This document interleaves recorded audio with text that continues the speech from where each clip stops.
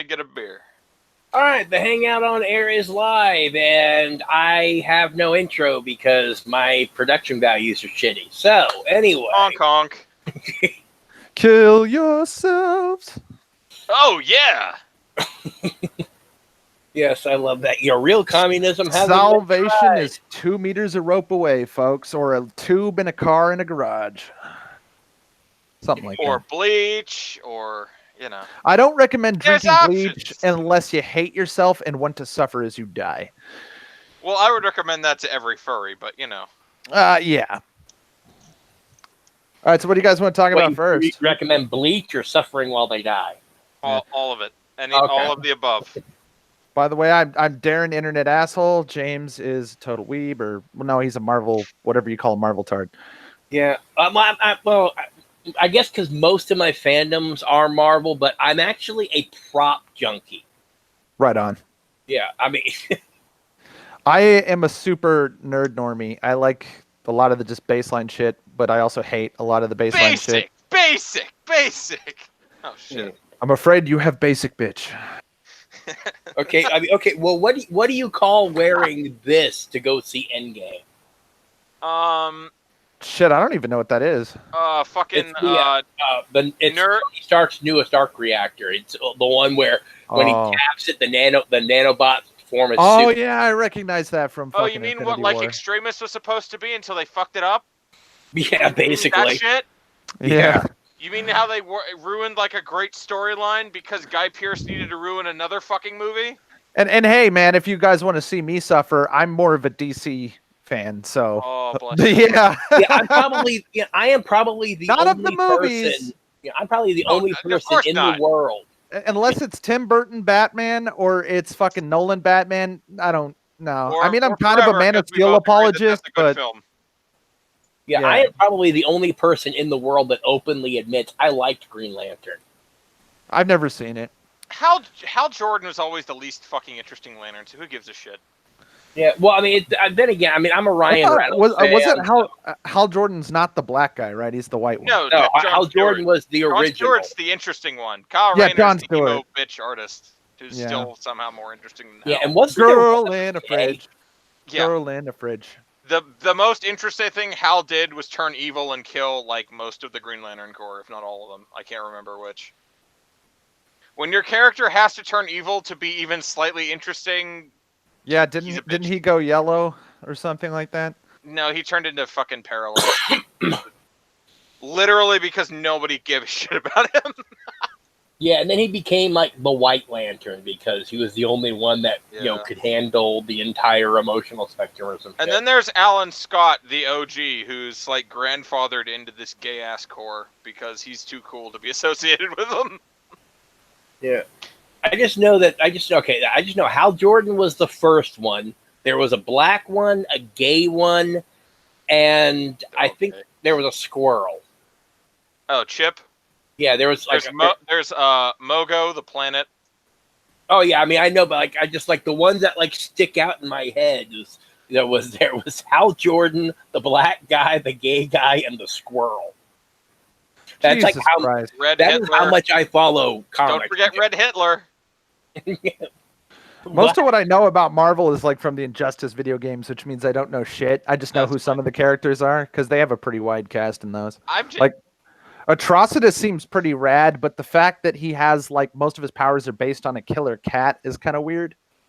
That Dexstar cat, that sounded like the dumbest thing. Like I read the first few frames online just curiously about a Dexstar, and it's like this cat's like, I'm mad at being like abandoned, so I'm going to defeat the entire human race. But it's like a cat that just is a Red Lantern for some reason.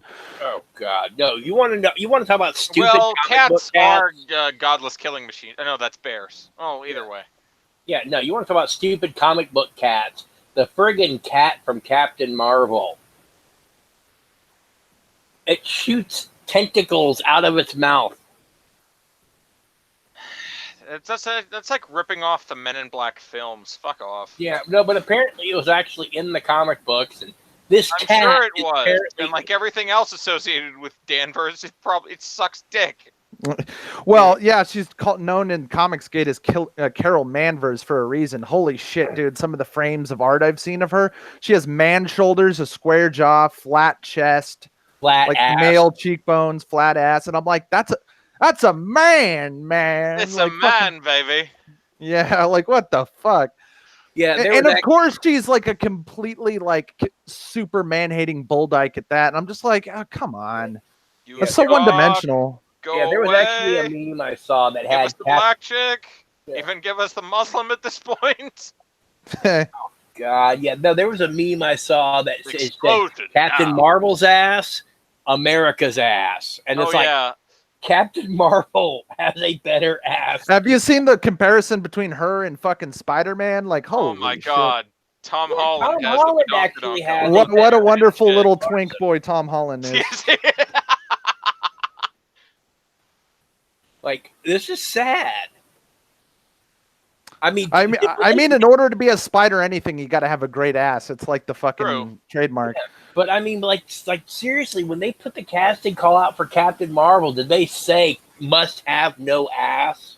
Well, I literally heard that they actually have an ass double. They actually have an ass double for her for like when she's filmed from behind. They actually hired somebody for like $150 a day to just be someone with a bigger ass. It's fucking in news articles. I think it's true. What about her like smoking hot fucking stunt double who's like 6 inches taller and is like a Amazon woman? What the fuck? I don't know. Maybe they should have used her. Maybe they wasted their money. But I swear to God, there was at least a casting call. I don't know if one was used, but there was a casting call for someone with a big ass to be one of her doubles. It's like it was out, like it's documented. Oh my God! Yeah, like the sad part is we actually have seen somebody who has less emotional range than Kristen Stewart. And the other thing is, I think, because like Brie Larson has been in like better movies and acted way better than that. I think the director might be partially to blame for her performance. To be honest with you, she's not as bad as that movie says she is. You know what I mean? Like she can't be 100% at fault. Better. Yeah, I think it was a directorial choice for her to Larson. Do you really want to die on this hill? Well, no, it's actually a fucking trope these days. You notice like Jessica Jones, there's all these fucking stoic female bitch characters. Yeah. It's like a thing. Yeah, so it's perfect casting because Brie Larson fucking sucks at that. But the thing is, I understand why the director did that, because if you have any familiarity with the comics, she is an emotionless bitch in the comics. At least the past 10 years she has been. So it seems appropriate, I guess. Well, Ultron wasn't originally created by Tony Stark, so the MCU could do whatever the fuck it wants. So they could actually make Carol Manvers a likable character. This is the one time when you don't want comic book accuracy. It would have been better if they had the guy who was the alien. I think there was also a human male and a Muslim chick that were all Marvel and something. Rabot and Phyla.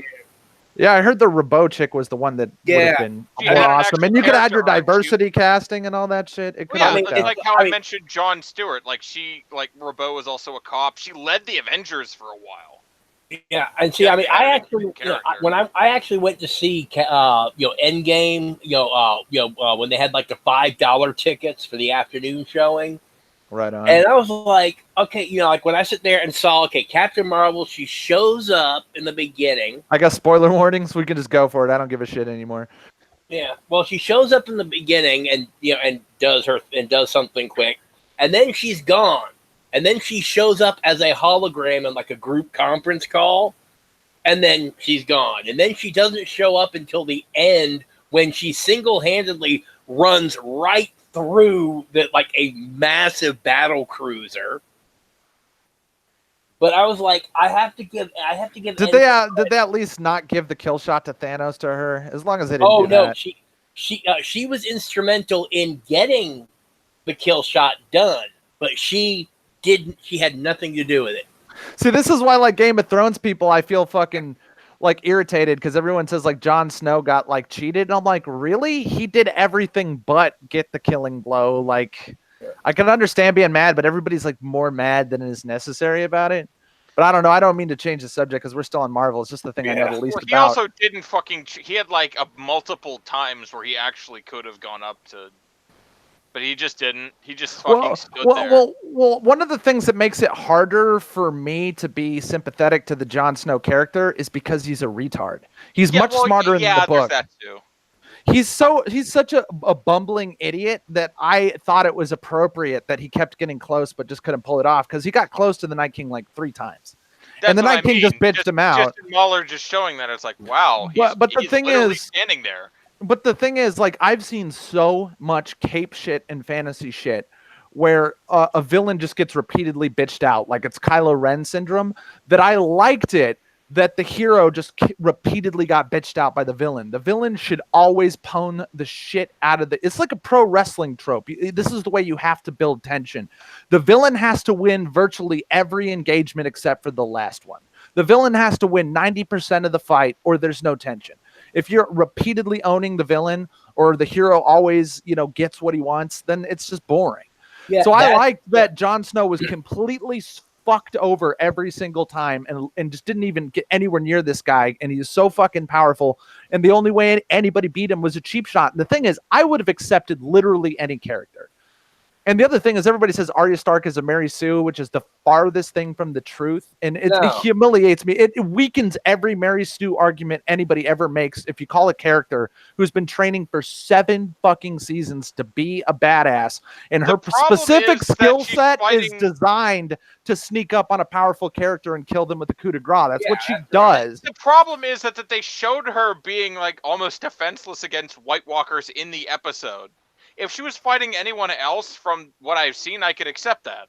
If she or literally any character in the show approached in an honorable duel setting the Night King, he would have fucking smashed them. So that's why I got, a hugely negative reviewed video I made where I just said, like, why did you want a cartoon cliche sword fight against a character who's like a level 100 necromancer who raises the dead for no mana cost? Like, who's going to sword fight this guy?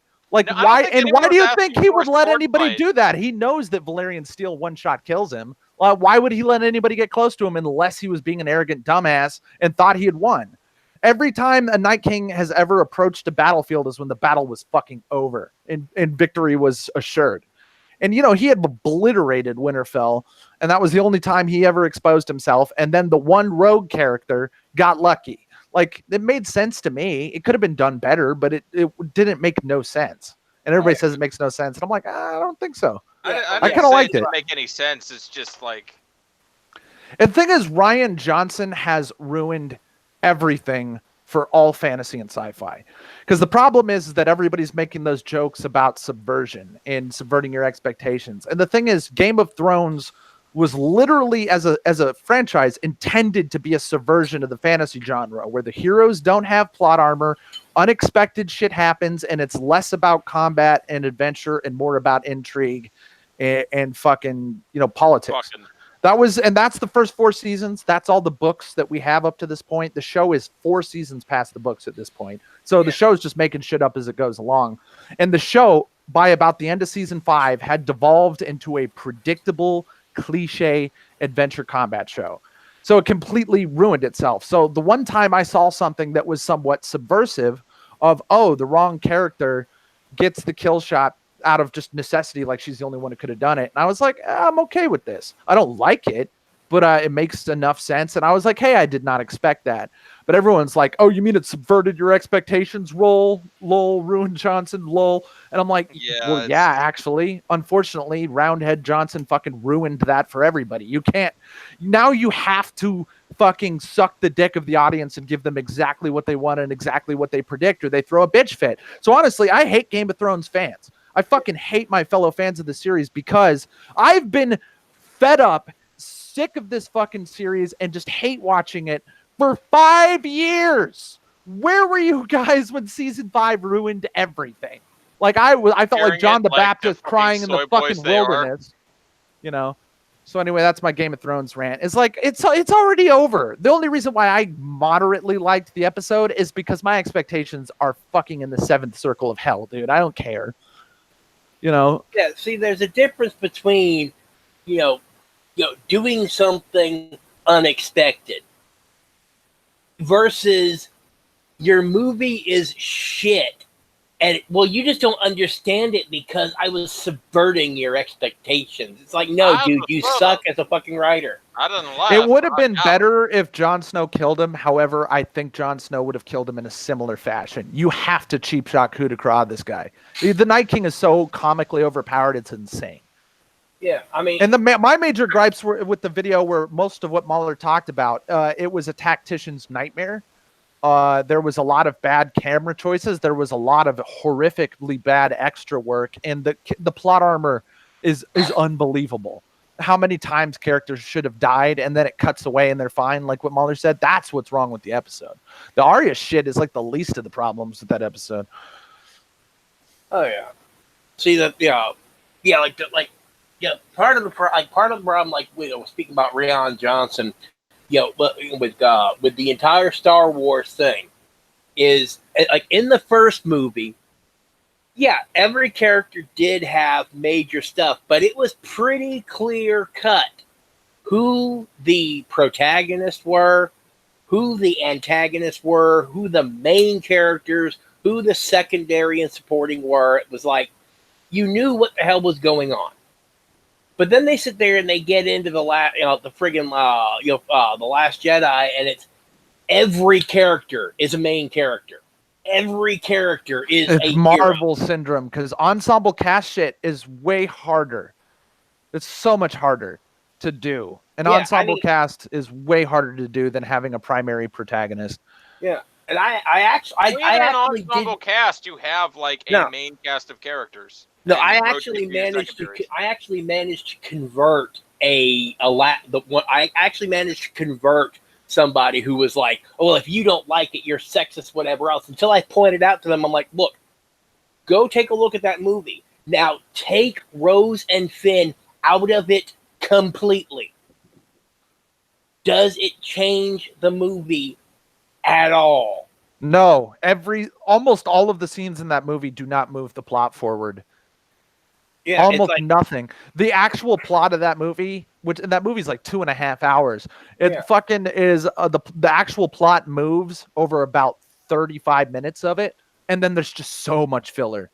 Yeah, even Rey sits the whole fucking movie out until the end. Yeah, I mean the entire Finn and Rose side quest was specific. It really just political propaganda. Yeah, it was nothing more than a way to get them in a stable to talk about how bad slavery is. I mean, like, duh, water is wet, the sky is fucking blue, and a hammer will smack, and a hammer will break. War profiteering is wrong. And by the way, they say these people sell guns to both sides. Well, what, are the rebels only buying the cheapest shit? What the fuck? They don't use the same stuff. Yeah. But no, but the thing is, the entire movie, like I said, was to get them into a stable so she could give off this white man bad speech, and so she could sit there and open the ring and show the fucking Jedi Spidey symbol. And don't you love how they don't save the slave children, but they save like the jockey puppy horses that wouldn't survive in the wild anyways? The original Jedi also didn't give a shit about slaves. And the other thing is, like, animals that have a cohabitative symbiotic relationship with humans are the most successful animals on Earth. Cows would not have, there wouldn't be so many fucking cows if we didn't eat them. There wouldn't be so many fucking horses if we didn't raise them and race them. And like, do you think a horse does better in the wild or does better being a racehorse? Like, how is that fucking animal abuse? This is some PETA level bullshit. No wild horses at all. There used to be, but you know, they'd get owned by wolves and shit. I mean, come on. No, I'm still waiting for any vegan to answer me the question, what is, just assume, just pretend everybody went vegan right now. What do you do with the cows that are there? Are you going to keep breeding them because, you know, all life is precious? Or are you going to let them die out because they're of no use? Cows have the cushiest life in the entire animal kingdom until we slaughter them. So if you think about it, in the grand scheme of things, it is in the cow's best interest that we farm them and eat them, because they would be a much less successful species if we did not. I don't see how the slaughtering isn't cushy. I mean, we're doing all the fucking work. Yeah, and the thing is, like, imagine how a cow would feel if you just hit him once in the head with a specialized sledgehammer, or they get eaten by wolves. Like, which one is like less humane? You know. I mean, it's just they just don't know what they're fucking talking about, and that was on every level of that scene. But you know what my biggest gripe about The Last Jedi is the same thing I was talking about before. The villain loses every single engagement in the entirety of Disney Star Wars. There is not a single engagement besides like the first scene of The Force Awakens where the villain wins the engagement. The villains get bitched out constantly. And the only reason why they continue to try to say the villains are still a threat is they have another super weapon, and then they have another super weapon. They have an infinite supply of super weapons. They drag super weapons straight out of the depths of their fucking anus, dude. And that's the only way they stay a threat, because they lose every single fight. I cannot be in the slightest bit intimidated by Kylo Ren, nor can I think he's cool when his personality is weak and he loses every fight. He is a fucking beta soy boy. This is a guy that stops blaster bolts in mid fucking air. And I still don't care. Like, I was all fucking hyped for this guy the first fucking 10 minutes of The Force Awakens. I'm like, this guy sounds scary. If they're too stupid to actually do anything. But he keeps losing. And the thing is, like, look, you can still have Rey be a badass. You just have to give her a chosen one trope storyline, and then we let it go. But they didn't do it. They said, "Oh, she's nobody. Anybody can be Rey." That would require the minimum amount of effort, and they did less than that. Yeah, I would have let them have she's the chosen one. They've done that trope in the expanded universe. There's been like 3 fucking chosen ones, and the fucking Legends, what they call it now, the expanded universe. Like fucking Jake and Solo is kind of a chosen one trope, and Kip Durin was a chosen one trope. Luke Skywalker himself is a chosen one trope. I mean, you can just do that. It's almost a legacy thing at this point to just keep doing chosen one tropes. We would have let you do that. It's lazy, but we would have let you do it. We would have probably barely complained. Star Wars. Yeah, dude, like the chosen one thing is like it's a motif. Just let her be a chosen one. Let her be a prophecy chosen one, and we'd let it go. We'd let it all go.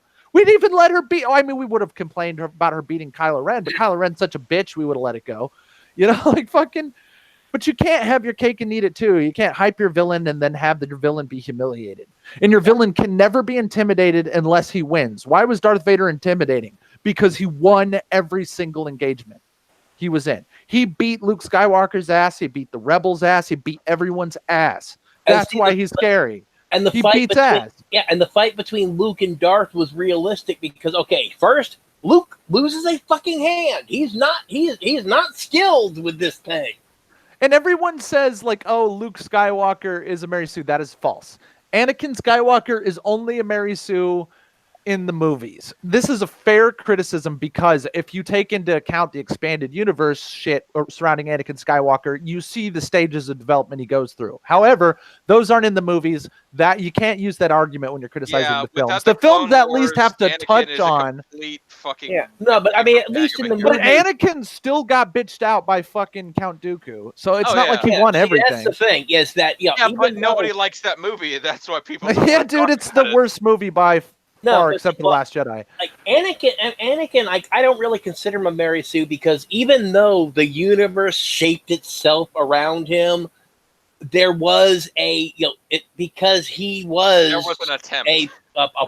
He was like a prophecy or he was whatever. There was a reason. And you know what the difference between Anakin and Rey is? Anakin has a character and a character arc and a personality. Rey has none of the above. Yeah, she shows up and has never seen a lightsaber in her life other than like about an hour ago. And suddenly she is able to stand down somebody who was trained. She swings it around like a fucking child. Do you know what is the number one most undefeatable, like no Last Jedi apologist can say that Rey is not a Mary Sue? You know what the primary argument is? That they cannot counter?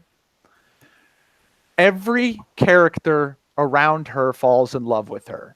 After meeting her for 5 minutes. Finn's in love with her. Leia's in love with her. Han's in love with her. Not like romantic for some of these. So everyone is perpetually everybody loves or is in love with her. Han loves her as a daughter. Leia loves her as a daughter. Luke Skywalker loves her as a fucking student. Finn loves her as a romantic interest. Kylo Ren loves her as a romantic interest. All from meeting her one time. And keep in mind, Rey humiliates Kylo Ren, scars his fucking face, and gets him in deep fucking trouble with his commander / Sith teacher, whatever the fuck. And he falls in love with her. That's Mary Sue textbook. Mary Sue, like top 3 Mary Sue things is everybody loves the character and venerates them. No matter what it is, they don't even make an has attempt. The skills necessary to do the job. Like the character doesn't even make an attempt to like change their mind or do anything. It's automatic. There's not even everybody and doesn't just eventually fall in love with her instantly. Like at the end of a story, you could buy that. Oh, okay. Well, everyone loves them because of the stuff they've done over the course of the story. That's acceptable. That's the difference. The fact that literally every character who comes into contact with her loves her, except for Snoke, because he's like a fucking MacGuffin in the guise of a character. Every character loves her and loves her instantly after knowing her for like a day. And the thing that a lot of people don't seem to realize is there is like less than like 8 or 9 days that these two movies take place over. It's a really short period of time. It's like 2 weeks max. Some people think it's around 2 days. It's really hard to judge the time frame. It depends on the travel time. I would give it maybe like a couple of months because of like the length of time, because they have established it does take time to travel. Yeah, but it's hard to tell. But it's basically insinuated that immediately after the destruction of Starkiller Base is when The Last Jedi starts. Yeah. Oh God. I wouldn't say immediately. I would say like maybe a week. It's weird. It's weird though. You can't tell. You got to guess. Would have had to have taken place within The Force Awakens. It just doesn't make any sense. Because it's the same. end of The Force Awakens dovetails directly into The Last Jedi, but there was like a time gap between like Starkiller Base blowing up and Rey going off to see Luke. Yeah, there had to be at least a few days, but I mean, it's hard to tell. Because hyperspace travel fucks with everything. In the books, hyperspace travel can take days, depending on how far you're going. Yeah, and that's also the other big problem. Like, the reason why even the prequels were pretty decent was because not only was there some time between the movies in universe, there was a concrete plot that had a beginning, middle, and end. Yeah, even if it was shit. But also, New Hope came out in the 70s. Empire Strikes Back came out in like the mid 80s, and Return of the Jedi came out in the late 80s. There was a few years in between each movie. Yeah, in the canon as well as in real life. Yeah, so it made sense, and they covered all their bases. Like, Mark Hamill got in a ridiculous car accident, and have him get the shit kicked out of him by a Wampa, and then he looked cool, all scarred up like that. Yeah. I mean. He looks cool in that movie, so but they made everything work. What they're trying to do is they're trying to make each of them was like 2.5 hours, give or take. Yeah, they're trying to make a 7-hour movie in 3 movies. It doesn't work. Like Lord of the Rings worked like that because the source material, like the books themselves. And also you're not really watching the Lord of the Rings unless you're watching the extended versions, which are roughly 3 hours and 45 minutes each. It's long, but it's worth it. The fact is that, okay, I mean, like Lord of the Rings, each book does pick up. It's more like a television show cut into a movie at that point. And another mindfuck thing, guess what? The Return of the King movie ends at roughly halfway through the Return of the King book. Yeah, there's still a lot of like extended epilogue type shit going on in the book that they just go like, okay, come on, we can't do all of that. And see, that's the thing though, is that the Chronicles of the Ring is actually what the book is called.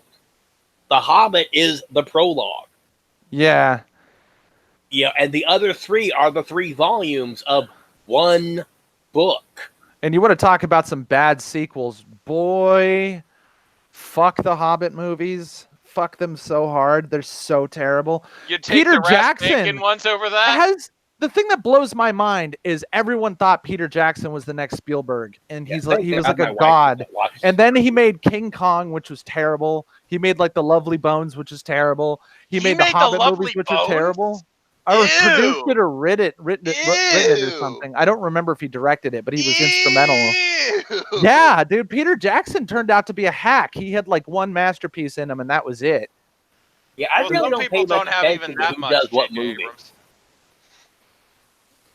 Yeah, I've never really paid much attention to who does what movie and all, so it's like... You should, because some movies you can just guarantee are going to be quality based on who's in them. Like, take for instance Daniel Day-Lewis as an actor, because the director of Gangs of New York is bad, and Gangs of New York is not the best movie, but every scene Daniel Day-Lewis is in is fucking amazing. You know, like, I watched a movie about a guy who makes designer dresses in like the late Victorian era and has this weird abusive relationship with his girlfriend, and it turns into like a Munchausen syndrome type storyline, and it's the most bizarre love story you've ever seen, and it's about like some crazy pauper bitch and her rich seamstress like dressmaking aristocrat boyfriend, and it's called Phantom Thread, but it's directed by Paul W.S. Anderson, I think his name is, or Paul Thomas Anderson.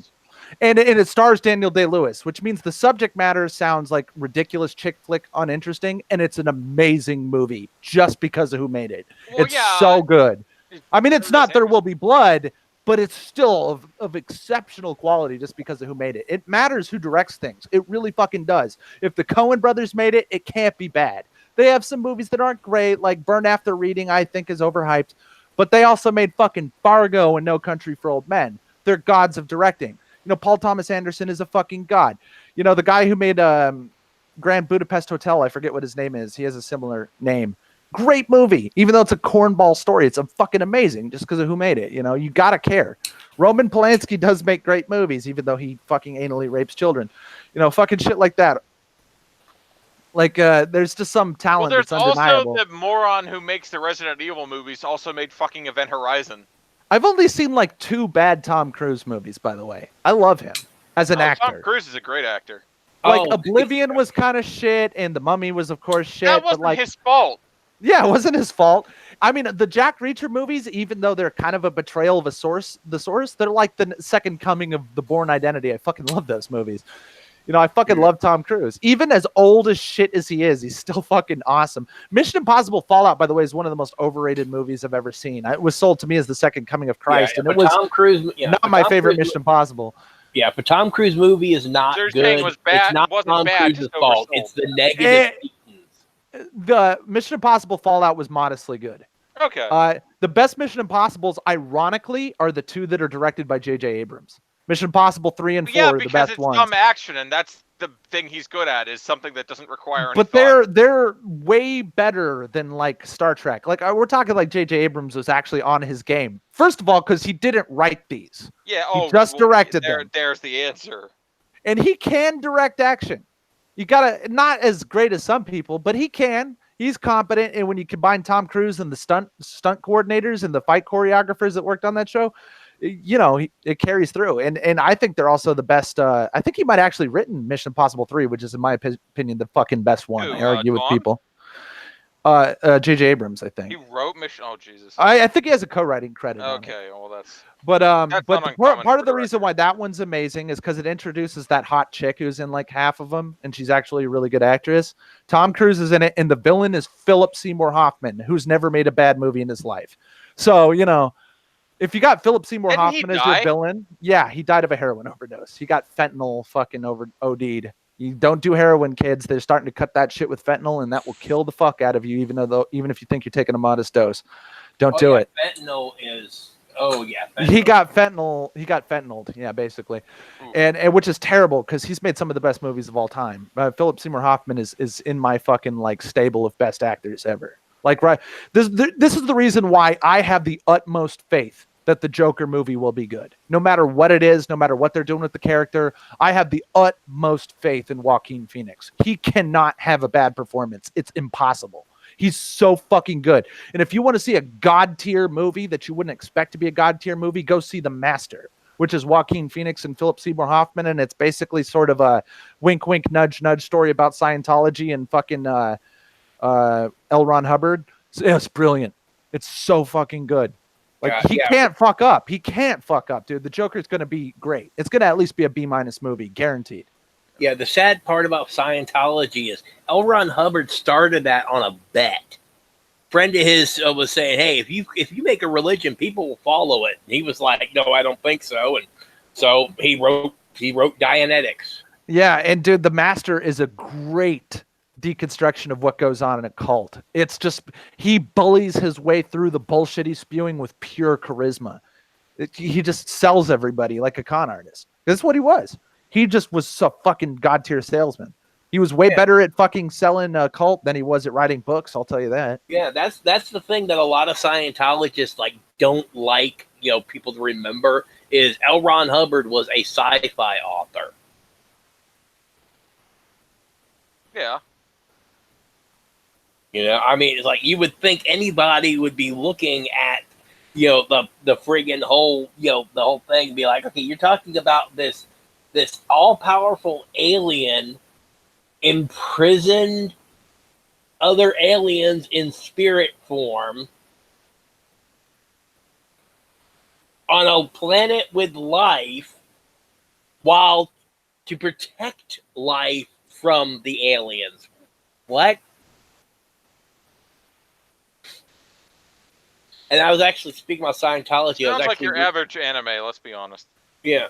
Then again, I was watching this one thing on Scientology with Leah Remini from The King of Queens. Oh yeah, Leah Remini, the cheating bitch. Yeah. No, but to her credit, she admits that she's a cheating bitch. Yeah, no, but the thing is, like she was at Tom Cruise's wedding, and like that is the one event you would expect the wife of the leader of the Church of Scientology to be at. And she asked, hey, where is she? I'm trying, want to go up and say hi. And the next thing she knows, she is called, she's called into the friggin', Scientology headquarters in this little locked room, going through like hours of intensive auditing, which ended up costing her like $300,000. And finally only stopped when she said like, oh no, Tom Cruise is wonderful. I would never hurt Tom Cruise or whatever. Like, because they kept asking her, like, are you going to hurt Tom Cruise? Why do you want to hurt Tom Cruise? I mean, basically, treating this girl like shit for no reason. Yeah, treating her like a friggin' ISIS, suspect. What movie are we talking about now? Sorry, I had to go answer the door. No, this is a video I saw on YouTube. Is Life, and it's the chapter. Yeah, no, this is a documentary. It was like, because she's trying to find out what, hey, where is the wife of the leader of Scientology? Oh, killed her. They killed that bitch and buried her in a shallow grave somewhere.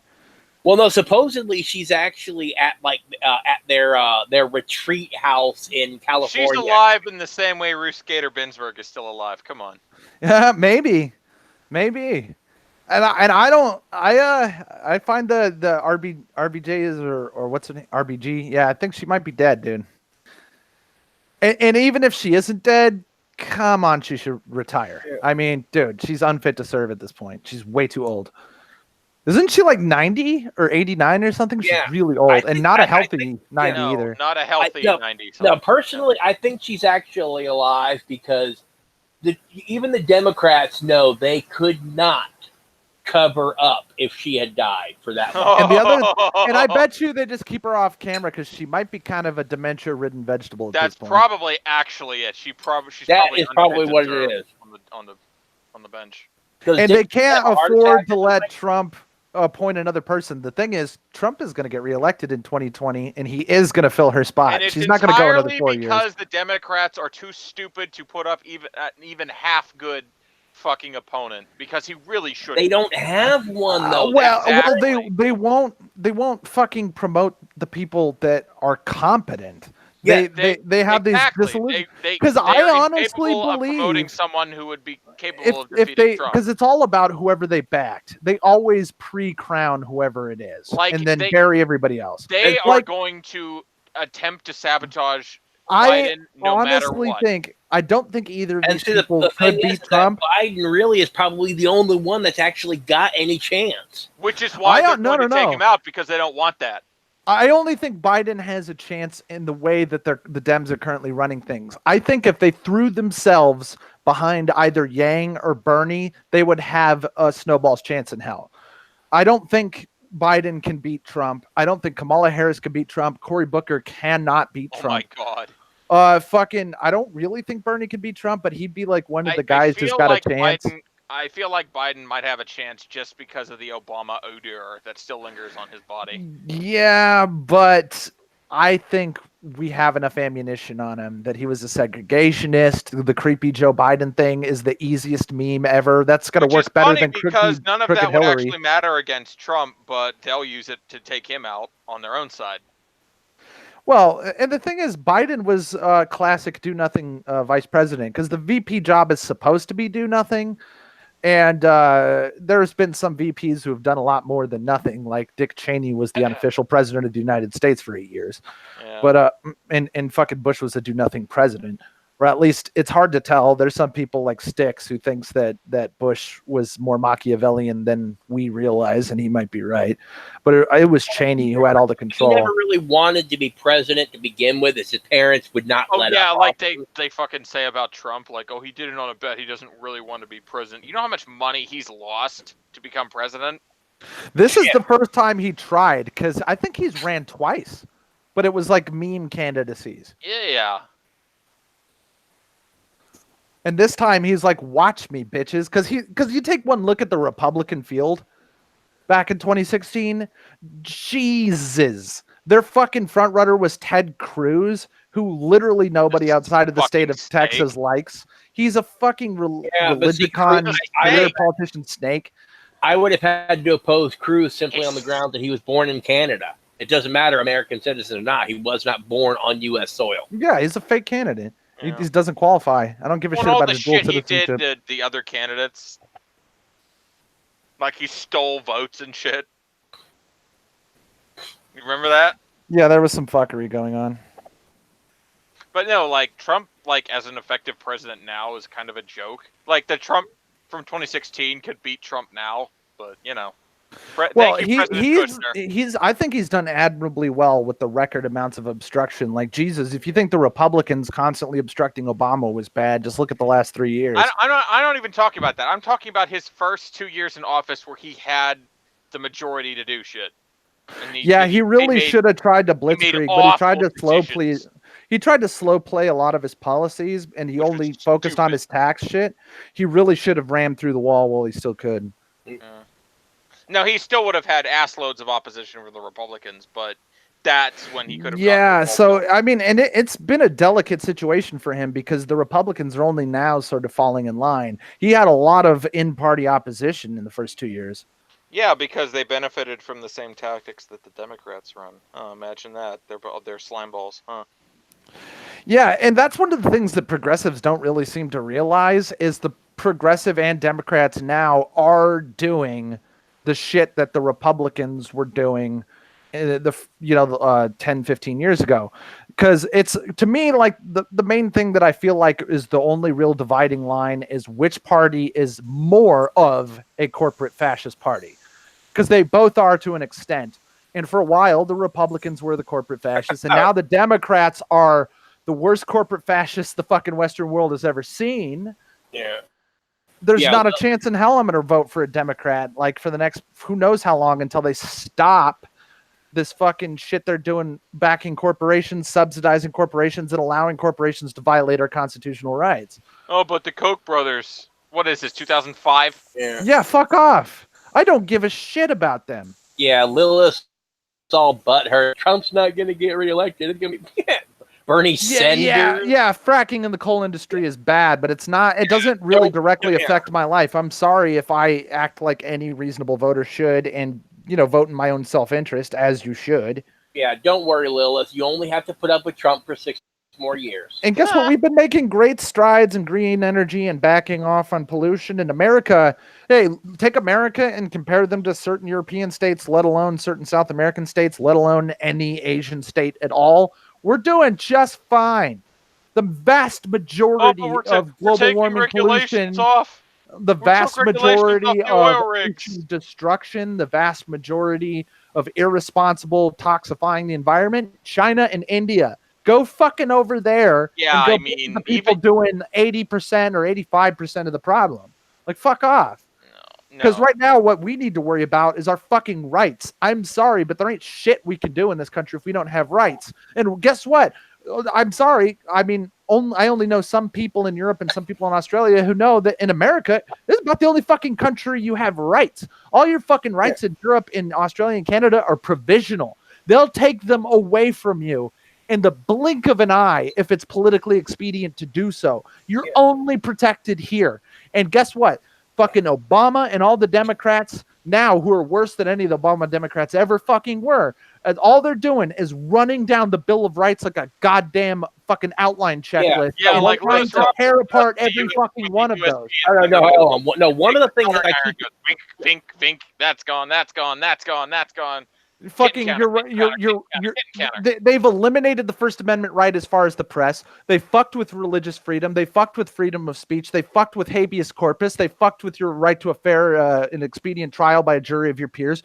They fucked with your right to unlawful search and seizure, or right against that, I should say. They fucked with equal and opposite, or what do you call it, equality under the law. They fucked with the First, Third, Fourth, Sixth, Eighth, Ninth, 10th, 11th, and 13th Amendments. They've just basically obliterated them, and they're just making it worse and worse as we speak, dude. We're like in the middle of the fucking end game right now, politically, where all the shit is fucking falling to shit around us. I'm sorry if I don't care about global warming right now. I care about my fucking rights. Yeah, I mean, no, like they're sitting there, they're attacking the First Amendment by sitting there, and you notice how like social media has become basically the communications method now. And now instead they're saying, well, it's not the government who's censoring people, it's a private company. That's a specious argument, considering that fucking social media. Well, Devin Stack did a great comparison using the fucking Forbin project in one of his recent videos. I'm sorry to say that these massively used internet things need to be treated as public utilities. Or at least as a platform under the rules. Because guess what? They've avoided being under the two separate rules. There's like publisher and platform, and they are in a superposition between the two for whatever's convenient. The problem is that's exactly what guys like Zuckerberg want, because they can basically write the law then to ensure that they stay in power. That's actually it's a no-win scenario is what it is. No, see, the thing is that I'm surprised that, people don't remember the Facebook Senate hearings. One of the senators actually sit there and brought up, "Are you a neutral platform?" And he's like, "Well, yeah." Like, no. You're sitting there, and your policies demonstrate you are censoring people based on their political stance.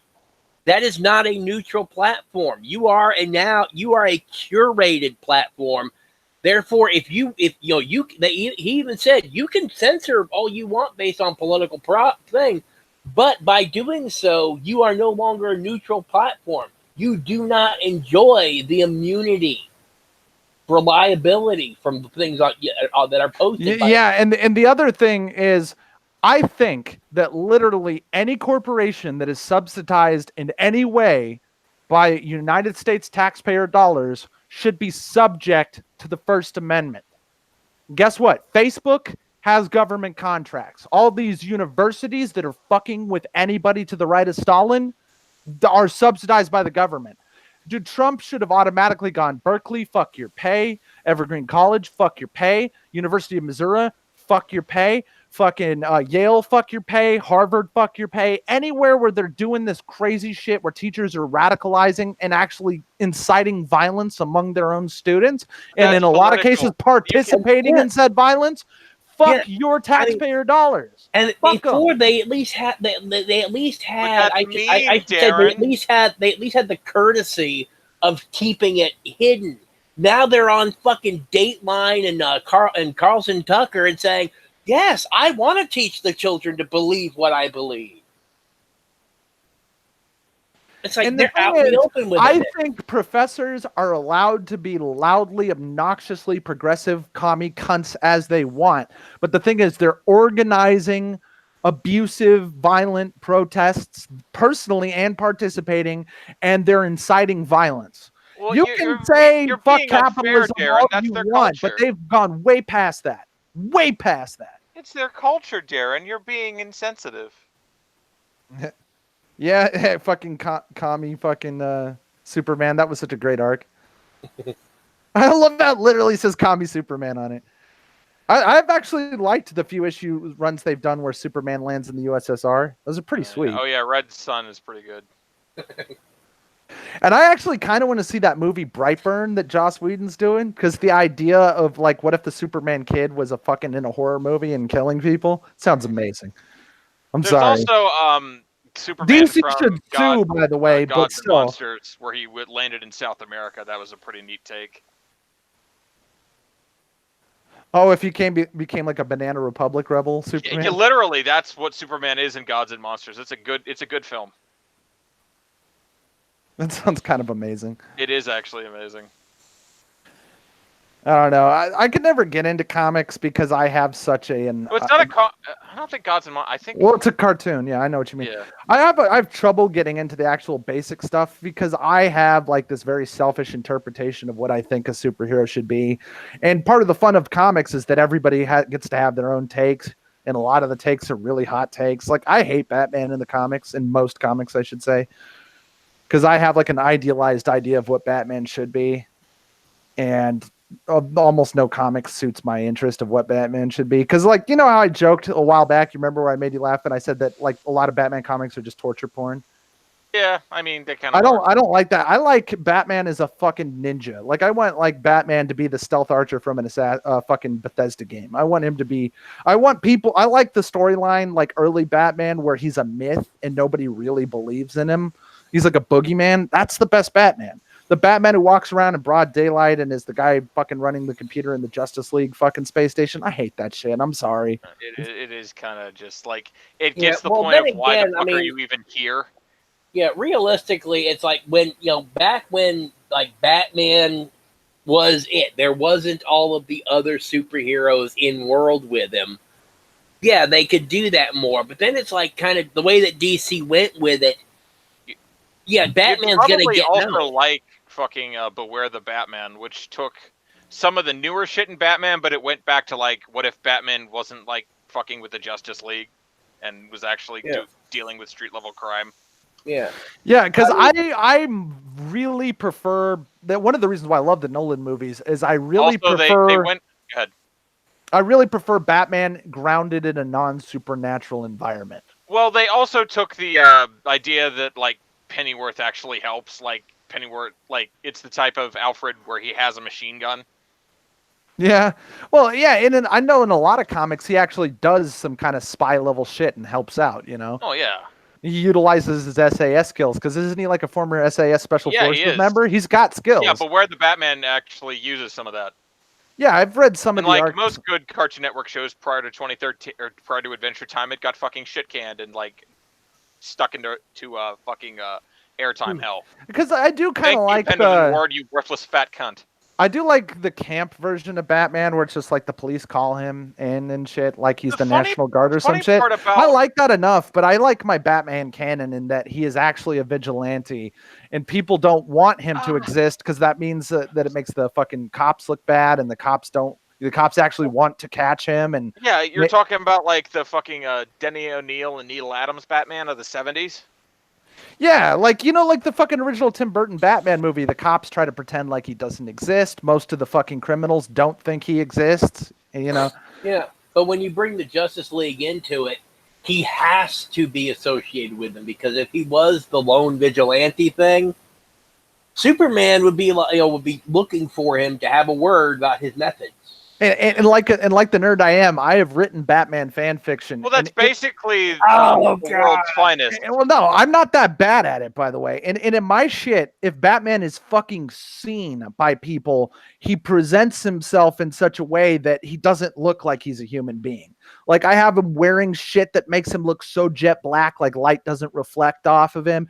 And anytime anybody sees him, he scares the fucking shit out of him. If cops see him, they're like, "What the fuck is that?" Like they freak the fuck out, like he's a monster.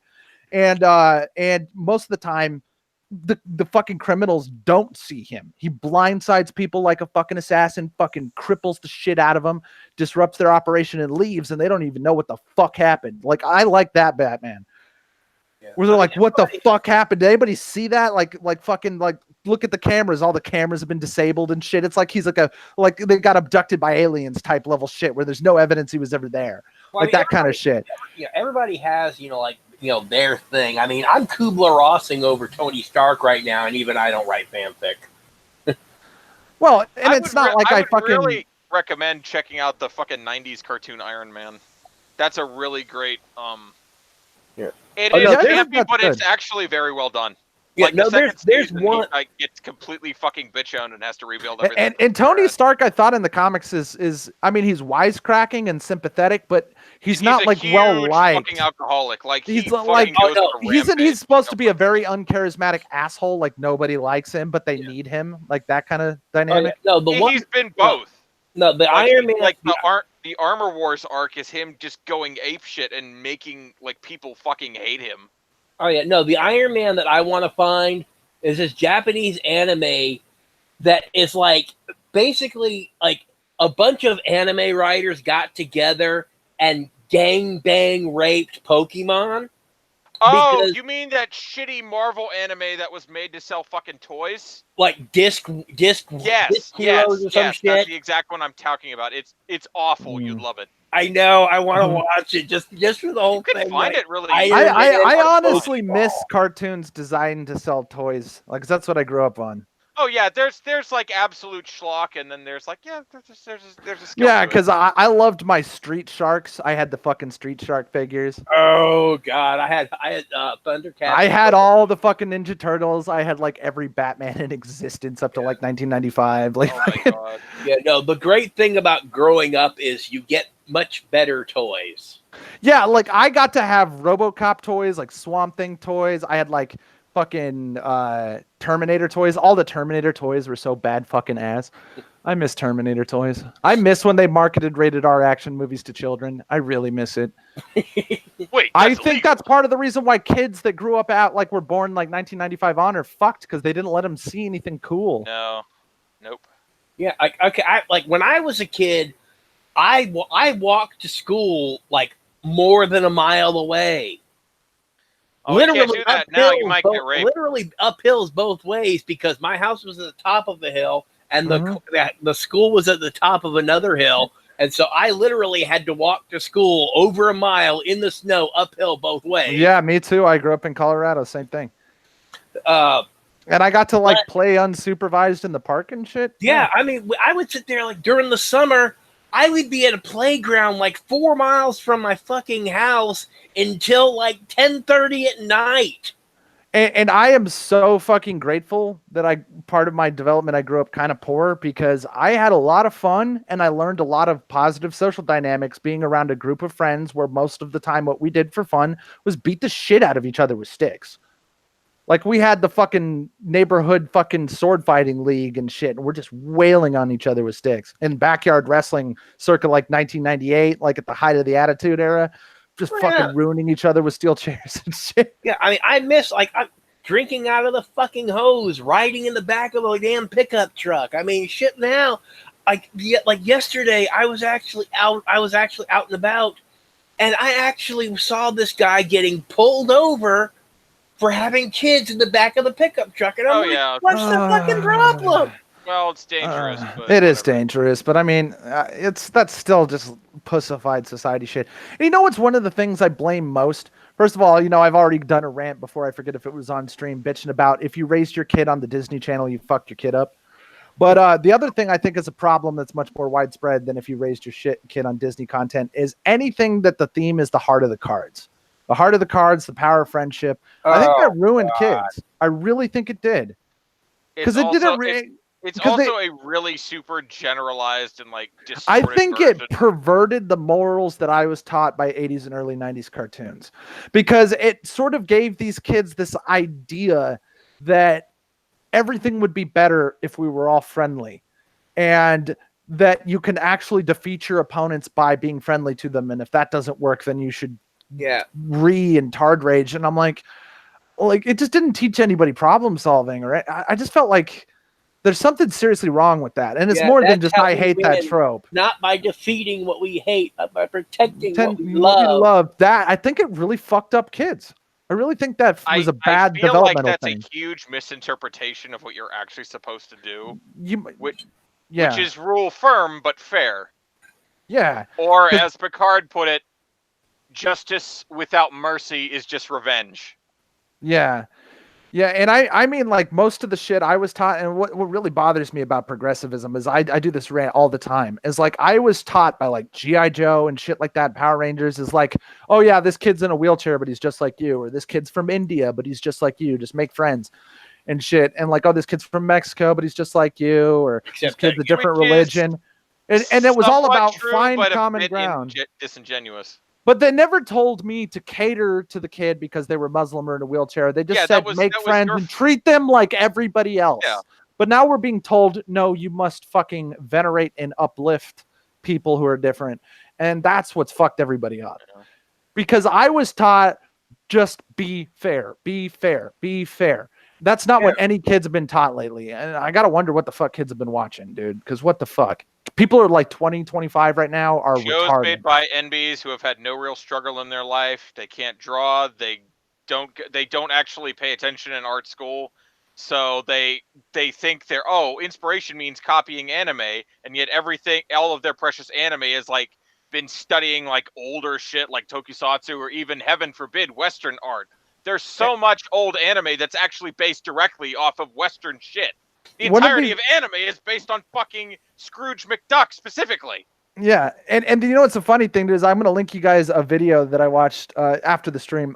Sometimes I think of it as like the best normie radical centrist video I've ever seen. What? Yeah, it's a great selling point, right? So this guy covers an episode of Doctor Who, which has an obvious stand-in for Donald Trump as one of the villains, and it's about spiders that are like taking over New York City. And this guy is a hyper violent, supremely evil, incredibly maleficent and fucking sadistic business tycoon who wants to run for president. Yes, and that sounds and the big emotional tug moment is supposed to be once they start solving the spider problem, they find like this queen spider that's so big, they find out it's slowly dying because it's so big it can't like live, like it can barely breathe and move and shit. And after they defeated all the spiders, the spider is shown as being in terror of the humans and trying to get away, like trying to crawl up a wall, and like the fucking Donald Trump analog comes in and just executes the spider with a gun, and everybody freaks out and is mad at him, like, how horrible, why didn't you show mercy to this killer spider that was going to die slowly anyways? And I'm like, well, if you think about it, shooting it and killing it quickly was merciful. But like that was one of the things a lot of people brought up in comics, but like almost all of what this normie guy talked about in reviewing this episode for like 27 minutes is, dude, you can't have a cartoonish one-dimensional villain, because you don't learn anything from that. And if you want to know why people feel pandered to and insulted, is like, he brought up the whole, you guys have played The Witcher 3, right? He brought up the whole storyline with the Baron, and how like when you first hear about what's going on with the Baron, you learn that he's an abusive wife beater who killed his wife's lover and shit. What an asshole. And then the more contact you have with the bloody Baron, you learn that he loved his wife and he was brokenhearted when she cheated on him, and she didn't apparently care about him when he was going off winning their fortunes in war and putting his life on the line, and she fucking hated him, and she started all the fights and tried to make him hit her so she could justify how much she hated him, and she was just a total fucking bitch to him, and he was so fucking sad. And if you do that storyline a certain way, spoilers, I didn't do it, I got the perfect happy ending without even looking it up when I played Witcher 3, where everything works out. But like, if you fucking fuck it up so that his wife dies, the Baron hangs himself in grief, and they're going like, at first the Baron is an asshole, and on the face of it, he's done some horrible, unforgivable things. But the more you communicate with him, the more you realize that he's a real person with realistic and even sympathetic motivations, doing the best he can and just being a fuck up. And he doesn't know how to handle, and the abuse goes both ways with his wife. And that was so much more compelling to our normie guy than looking at this Donald Trump guy who literally threatens, like, he fired an employee and said, clean out your desk in like 3 minutes or I'm going to have my security shoot you in the head for trespassing. Like, that literally fucking happens. Like, he threatens death upon his employees, which is insane. And he's like, how am I supposed to take this seriously? How am I supposed to respect you when I'm obviously being propagandized? Bad, Darren. Yeah, so he compared that story against American History X, which is one of the most morally significant movies in fucking history. That movie is genius and is the best movie made about racism of all time. Like Avery Brooks everybody should watch and American History X. Oh God! Oh, it is a fucking just master fucking piece. Yes. Yeah, it's you also have a to see that movie. It's one of the most.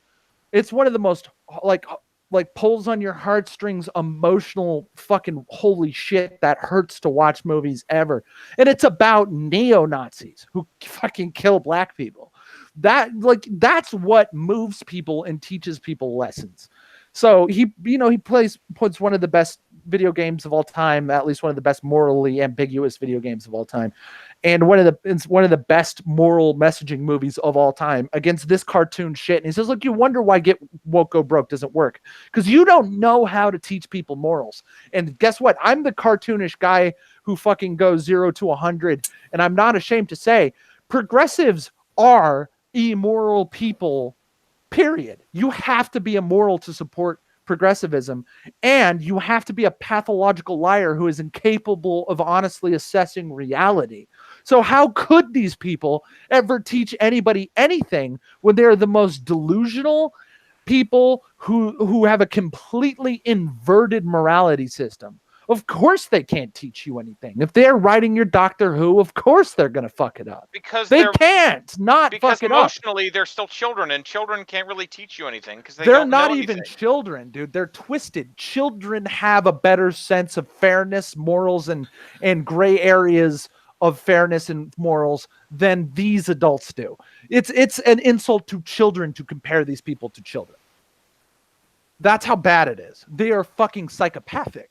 And I do not believe that's hyperbole. I mean, you look at my channel, and yeah, a lot of people are like, you get those radical centrists saying, "Oh, you're never going to convince anybody that, if you're like cartoonishly hyperbolizing whatever the fuck." I don't know. It seems to and I'm work like, out I for am not hyperbolizing. MSNBC. These people are this fucking twisted and degenerate. They are incapable of telling the truth. When I say that progressives always lie 100% without exception, I am not memeing. I am addressing what they are and why they can't be morally correct. It's because they can't tell the truth. If they could tell the truth, they wouldn't necessarily, because morals are gray and you can take sides a lot of the time. And if you focus on one side and kind of turn your blinders on to the others, then yeah, that's where you pick a side. And that's bad enough. But these people pick the extreme of one side 100% of the time and will not look nor honestly address the other side. And if somebody brings it up in an argument, they will lie every single time. I have never, ever met a progressive who fucking tells the truth. Ever. They don't even say, "Oh, you're right, but I don't think it's relevant," or "Oh, you're right, but it's superseded by my points," or "I'm more right." They say, "No, I'm 100% right and you are lying." And I can sit down and say, "This happened this way. This is on camera." They don't care. They won't look. They won't watch. I had an argument about Avi Yemeni. Is racist. Avi Yemeni, that Jew who fucking is against Muslim immigration, and what Jim Jeffries did to him. You hear about this? No. Are you guys familiar with this story? Oh, God. If you're willing to let me continue ranting for another 5 minutes here. So, Avi Yemeni is an Australian Jew. I'm sorry. Go ahead, James. I remember a Muslim who was branded an extremist because he was saying Majid Nawaz. He's a Muslim reformist, yes. Yeah. Yeah, he's successfully sued the SPLC for $3.1 million.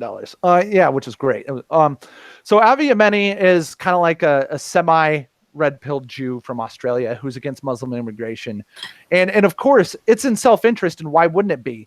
The amount of anti-Semitic hate crimes and violent attacks and terrorism that's coming out of Muslim immigrants across the world is insane. It's a huge fucking problem that, of course, progressives will never talk about.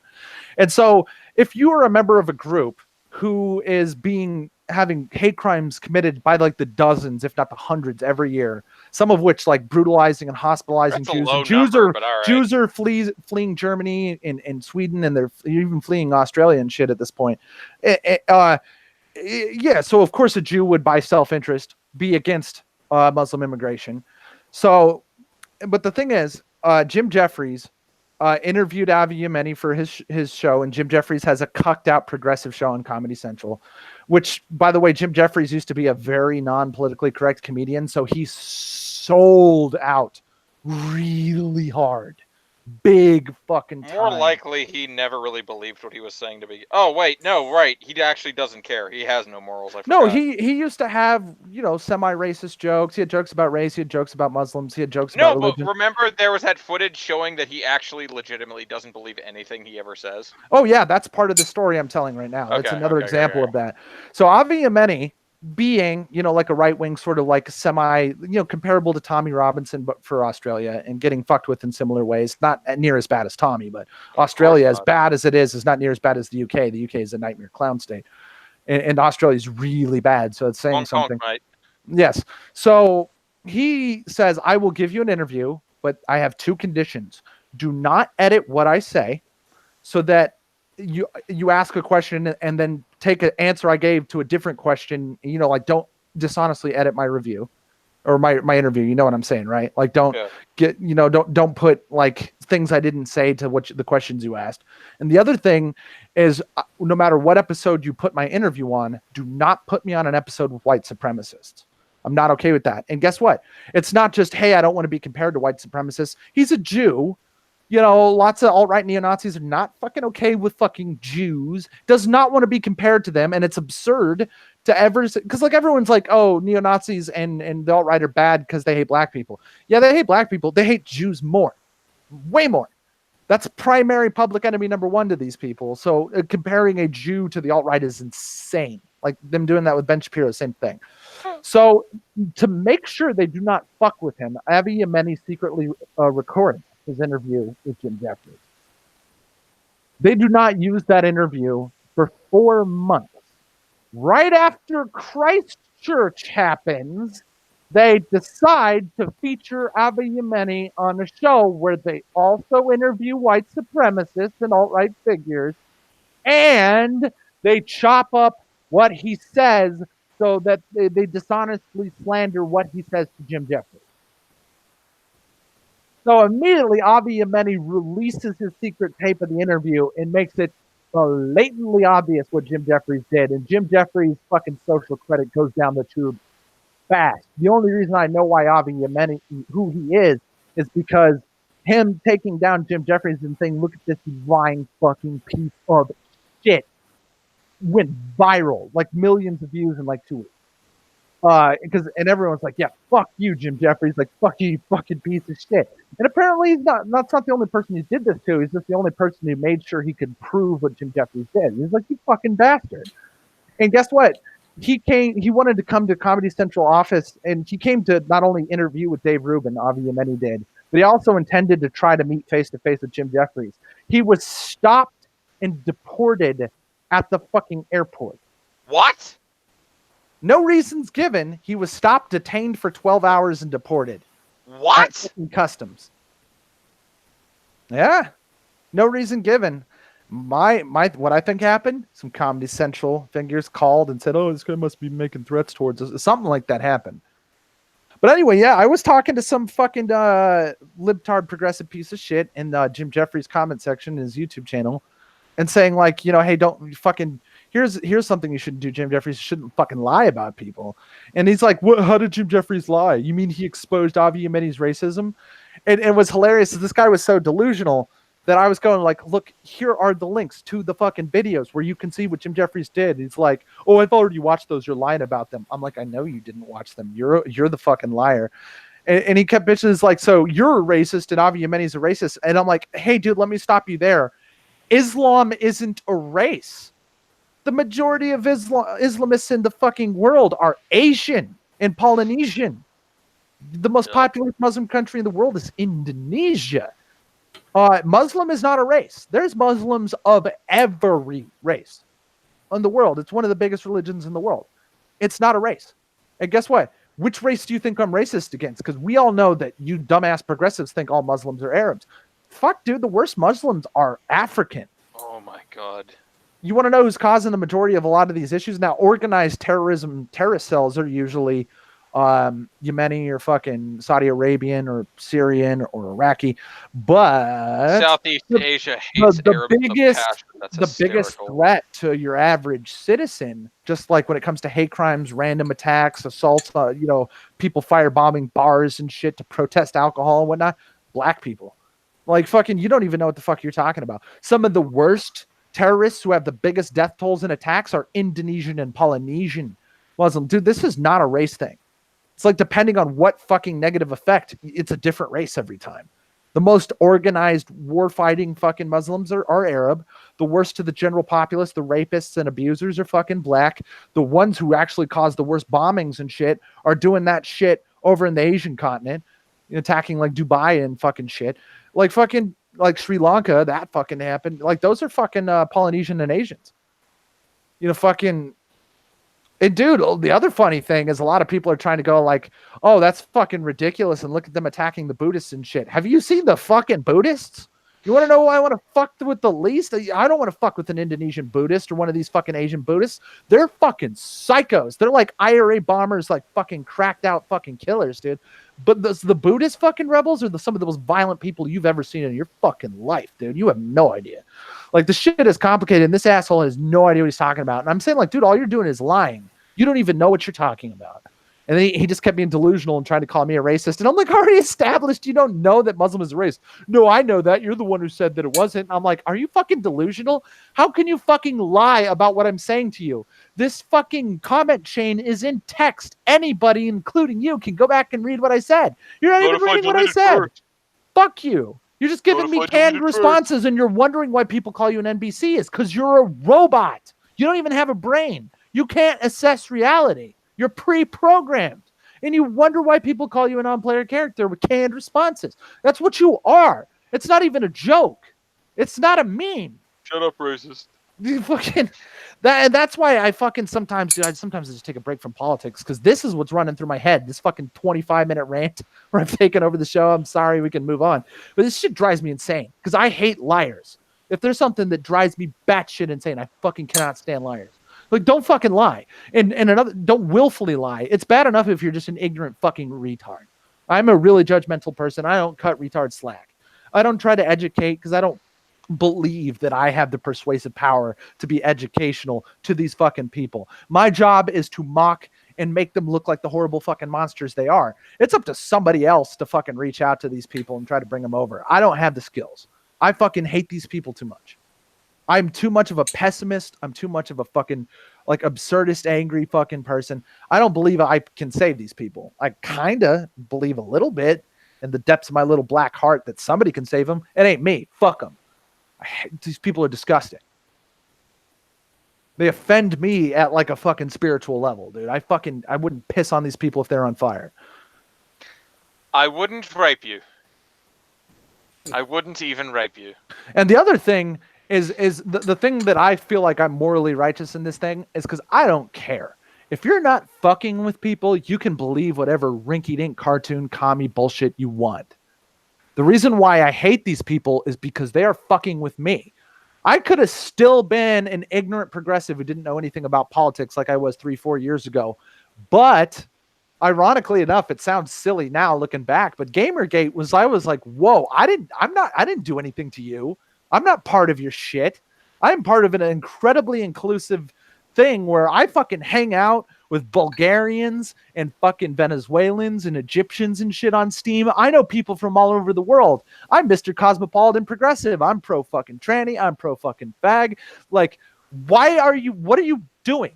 Like, almost all my friends are female. Why the fuck are you fucking with me? What did I ever do to you? Why are you fucking with my shit? Get the fuck out of my business. Male. Leave me alone. Because we need targets. The thing is, their mindset is we are the guns and we can never stop shooting. We always need a target. They think they're a shield, but they're not. They're a sword. They attack. They do not defend. All their propaganda says we are defending blank. No, you are not. You are a liar. You're attacking me. And I'm a fucking non-combatant in whatever your feminist bullshit is. I never gave a fucking shit about any of your stuff. We were non-overlapping spheres. I only have a problem with you because you are in my sphere. You were in my backyard, shitting on my lawn. Get the fuck, go away. I don't want to hurt you. I don't want to take away your shit. I don't want to remove your rights. I don't want to censor you. I don't want to violently attack you. I want you to go away. Mind your own fucking business. And it's not an option. It's not an option. The war's here. Any land that they don't already immediately own is their land. Yeah, and they have the, you know what's the funniest thing? What they do is they infiltrate a group, they change all the rules, they change the culture, and they attack the indigenous members of the group. And then they have the gall to call the indigenous oppressed members of the group gaslighters and gatekeepers. What is, in practice, all a progressive ever does? Gaslight and gatekeep. That is all they ever do. Everything they do, no matter what they are doing, can be distilled to gaslighting and gatekeeping, with the exception of violent abuse, which is the third thing they do. They lie and say who is the problem, and then they lie and say, oh, they're the ones that are gatekeepers and not being inclusive. No, we already let everyone in, but everyone we let in wasn't an abusive fucking asshole. That's you. And then you have the gall to call me an abusive asshole. I was letting anybody into my tabletop game. I was letting anybody into my Xbox Live lobby. I was hanging out with fucking everybody on Steam. I didn't have a problem with anybody, and nobody had a problem with me until you came in and said I was the problem and I was a monster. You're a fucking liar. I can't stand it, dude. Like, fucking, did I say anything wrong? Did I not just describe your personal experience? I mean, pretty much. I mean, basically, it's if you are a white male, then you are wrong. Except they don't know quite what to do with me because I am, in fact, actually autistic. You know, yeah, it's like, call him an ableist. Yeah, but yeah, fucking the thing is, they're getting ready to get rid of you guys. And they realize idiots aren't so idiotic. And it's in the LGBT community, they actually are trying to exclude they're trying to exclude gay men in general, but and specifically bisexuals, white gay men, because they're not oppressed enough. Apparently, and bisexuals, and gender dysphoric trans people who don't think non-binary gender identity, whatever the fuck, is a thing. We miss you, Jay. Yeah, basically, the funny thing is, if you are accurately, trying to be the rainbow flag people, there's LGBT the end. There is no I, and the Qs are infiltrators, users, and abusers. The Qs are out here appropriating your culture. They are literally appropriating transgenderism. They're appropriating even like being gay and shit. Because guess what? Queer used to mean gay. Now queer means I am a poser in the LGBT community. I remember pretending to be one of these people. I remember when queer was a big insult. Like, even when I was a kid, really calling somebody a queer was worse than calling them a fag. When I was a kid, it was a pretty bad insult. Calling somebody a queer bait was like the fucking insult to juror on the playground, dude. Like, fucking shit, dude. And it's weird, dude. Because they don't know that the Q are like the fucking cancer that is eating their shit from the inside out. All the problems they have with infighting, it's because of the Q. Or the A, which is still the Q. The Q and the A are the exact same fucking thing. Yeah, it's like, I'm sorry, but asexual, having no sexual interest, is not a... they're even trying to actually portray it as a gender. The fucking feminist soy boys who are serial fucking rapists. You want to know a funny thing? One of my most viewed videos, and by far my most disliked video, because I'm almost certain it's been shared multiple times on Tumblr, I don't ask, and my most commented on video, is where I say gray asexuality literally does not exist. Well, it's a logical contradiction. It's a married bachelor. I am both sexual and asexual. And I'm like, guess what? That is a non-overlapping binary. That's a dichotomy. You can't be both. Guess what a gray asexual is? A normal person with a somewhat lower than average sex drive, if even. They say, "Oh, I'm a aromantic or demisexual, guess what that means? I'm only attracted to people that I feel like I have a close personal relationship with. Guess what? I mean, like, that's called normal. That's called baseline. That's basic. That's the control group. That is not a unique thing. You don't get a flag, and they have a flag, by the way. And you don't get a symbol, and you don't get a gender, and you don't get a sexuality. You are not special. You are not unique. You are not distinct. You are part of the norm. You are the norm. You are not a thing. You're not an oppressed group. And they said, how dare you? What do you care? And I'm like, I don't really fucking care. I'm just telling you that you're basing part of your fucking life culture on a lie. There's no such thing as gray asexuality. It literally doesn't exist. I mean, fucking, if you want to do that, fine. But I'm telling you that logically, your fucking sexuality does not exist. It doesn't. And it's not like, oh, I think you're a piece of shit, or I want to ostracize you. I am kind of making fun of you, but it's not because I'm not trying to make fun of your low sex drive. I'm not trying to make fun of your sexuality choices. I'm making fun of you for pretending that you're special. You're not. You are like everybody else. I am gray ace. Everybody in this fucking conversation and watching this video is gray ace, unless they are specifically asexual. There's not a difference. It's either you do not have sex, you have no sex drive and no interest in sex or sexual relationships, and then supposedly like demi-romantic or something means you want to have the emotional version of a relationship, but you never want to fuck anybody. That's still asexual. It still falls into a distinct part of the two categories. And if you're like, oh, I only want to have sex with people I have a close friendship with, that's most people who aren't a total slut. That's actually pretty basic, And it just drives me nuts because these people just don't know what fucking logic is. And that's part of the reason why they can't tell the truth is because they're taught illogical ways of thinking. They don't even know how to think logically. They can't be reasoned with. And you wonder why they're NPCs. They can't be reasoned with. Or if they can, it's outside of my ability. Or outside of my level of patience. Jesus.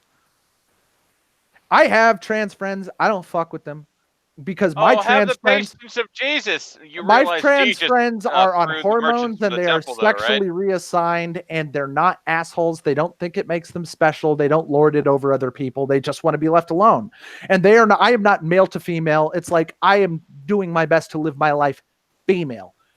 I recognize I'm biologically male. I recognize I'm not the same as a born female. However, I don't want to be called trans. I don't want to be called a trans female. I'd like to be just referred to by female pronouns, not pronouns that start with weird consonants and shit. And I don't want to bring it up. I don't want to talk about it to people. And I don't make friends with people who fuck with me over it. And they don't think like people who don't want to fuck them are assholes. They just want to be left alone. They mind their own business and they want other people to mind their own business just like me. Yeah, it doesn't define who they are. Yeah, and see, that's also the difference. Because I actually know several trans people, and they know my stance that transgenderism is a delusional class mental illness. Because it is. Not that there's anything wrong with that. Yeah, it's just, I mean, but the thing is that my stance on transgenderism has precisely shit to do with my stance on a transgender individual. I do not consider a transgender individual to be, less than or any of the other crap. It's just or special or less special. It doesn't come up. It's like, oh, you recognize it once and then you probably almost never talk about it because it's not important. It's so not important. Yeah, I mean, I piss off a lot of these trenders and what want to sit there and try to come at me in different conversations.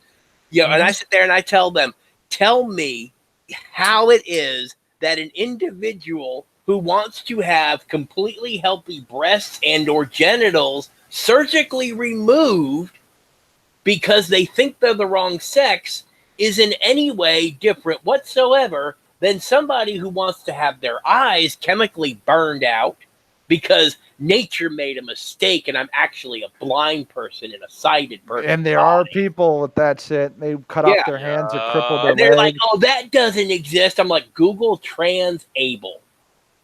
And guess what? They actually have a medically recognized mental illness. where like they're like people who like are so convinced that they are paraplegic, or they're so convinced that they shouldn't have their left arm that they actually get elective surgery to cut their shit off or surgically paralyze themselves. They find somebody who will do it. The large majority, I mean, in fact, near entirety, are people who will have accidents.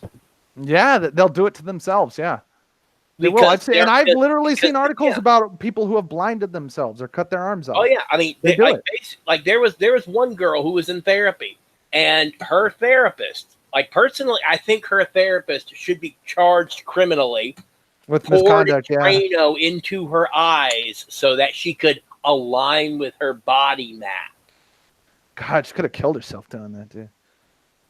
The Drano is so dangerous. Dude, that's fucking lie. The amount of pain she probably went through is fucking indescribable. I can't imagine a more horrifying thing. And the thing is that, like, I swear to God, there is a fetishistic component about it, because the way that she was describing it, like, oh my God, I'm sitting there listening to the description about how freed I feel, and just going into like this different shit. I swear to God, I felt like I was reading a penthouse. Oh yeah, letter section. And James, you're onto something there, because I lurk and am a member of a certain transgenders. It's a very politically amorphous group that's full of, anti-NBs arguing, and there's like commies and conservative trans people, and it's a wonderful little fucking war zone. But most of the key members are anti-progressive trans people, and I love lurking on there because you learn a lot. And I will tell you that a whole fucking lot of them, if not most of them, their transgender shit is comorbid with some other shit. A lot of them are furries. A lot of them are interested in some really sexually deviant stuff. And it's very closely tied. I believe that gender dysphoria is very closely tied to certain sexual disorders. I actually do believe that there is I legitimately believe there is a heavy, gynophilic or androphilic fetishist, connection. Oh yeah, it's complex because it's either or, a mix and match type thing, but it's usually, like I said, comorbid with a different disorder. The overwhelming majority of trans people, I'm convinced, I've only have anecdotal evidence, but it is, dude, the amount of times that somebody is diagnosed both gender dysphoric and borderline personality disorder. Oh God, the fucking roof! It is super comorbid. Oh yeah, like remember Jazz Jennings? Mm-hmm. There were multiple episodes in which he talked about like there was one he was actually saying, "Oh my God, we got to make sure we pick up my meds." And guess what? He actually called them happy pills. Yeah, and dude, borderline personality disorder is a really miserable psychological disorder. It sucks. Oh yeah, trust me. I have the utmost sympathy for people who has that. It sucks. I was born bipolar. I'm bipolar 2 with hypomania. Yeah. I was actually diagnosed typical bipolar when I'm borderline. Yeah, so I have not very much mania. Way more depression, and I don't see things that aren't there. I don't think I'm Jesus. I don't usually have psychotic episodes, but I have in the past. It sucks. It fucking ruined my entire childhood. I didn't get it under control until I was an adult. I didn't take a medication that worked until I was an adult, and I've taken just about everything that was made like from fucking 1990 to fucking 2005. It sucks. A lot of it caused permanent damage to my body. Some of the shit was taken off the market because it was killing people. I wouldn't wish it on anybody. But part of the reason why I can't stand progressive people is because as much as I fucking hate having this disorder and how much it has made my life way harder in a lot of ways, not every way, but in a lot of ways than somebody who does not have this disorder, it fucking sucks. I would not wish it on anybody. Sucks ass. Sucks so much ass. However, I was always like in group therapy and remedial schools. I got expelled a million times. And I was around people who'd be like a total cunt, total assholes, selfish, abusive, pathological liars. And when we're sitting down in group therapy and they're called to action for their behavior, they say, I'm not responsible for my behavior. I'm bipolar. I'm not responsible for my behavior. I'm borderline. I'm not responsible for my behavior. I'm autistic, or I'm ADHD, or I was raped by my dad. Everybody had an excuse to be a cunt. And all I thought was, I never want to be one of these people. So I don't lead with my fucking diagnosis. I feel shame when I even tell anybody I have it, because it feels like I'm making an excuse for something or asking for pity when I'm not. I don't want it. And I fucking hate people who use it. People who, there's a reason why there's all this self-diagnosis shit on Tumblr, because everybody wants the excuse to be a fucking horrible cunt. That's the one thing. Yeah, that's the one thing people have never heard out of me, is that, it's that I'm not responsible for. I have told people that's like, look, the reason why I did A, B, C, and D is because I have autism and so forth. But I was like, look, I'm sorry for what the hell I did. I own my behavior, because the fact is that I am aware of right and wrong. I know what it is I am and am not supposed to do and all. It's like if you are not able to moderate your own behavior, then you need to be institutionalized. And that's exactly what I hate most about progressives. They know what they're doing is wrong. At least most of them do. Not in every situation, but most of the time, or at least a large percent of the time, they know what they're doing isn't right. They know that screaming at people and attacking people with sticks and shit isn't right, or else why would they even wear a mask? Why would they not want to be identified? And they could say, the funny thing about that, they'll sit there and say that, well, we wear the mask because, people might find our identities and so on and so forth. And it's like, isn't that one of your fucking tactics? And it's funny, like, take the bike lock guy. Did some Bitcoin assassin come after him, or did they turn him into the police? They want we don't want to retaliate. You know why we're better than you? You know why the alt-right is better than progressives? I'll fucking stand by that statement. Quote me on it. Because most of the time, the alt-right doesn't try to come find you and retaliate in kind. They try to turn you into the police and have you face justice because what you fucking did was wrong. It wasn't just illegal. It was morally fucking wrong. And you deserve to fucking go to jail. Most of the time, they don't want to find you. They don't want to attack you. Fucking the Proud Boys, I've never seen. I'm sure they have started to fight before, but I can't swear by that statement, because almost every time I've ever seen a Proud Boy attack an Antifa member, they were attacked first. They fucking act in self-defense. And that's in their fucking mission credo, that we defend people from Antifa. They're not out there picking a fight. They're out there shutting the fucking fight down. Started off as a joke. Yeah. It was just a running joke on that friggin' show, and and then it became something because it had to. And the thing is, the Proud Boys are not a white supremacist group. They're a Western chauvinist group. They have like fucking Hawaiian members. They have fucking Mexican members.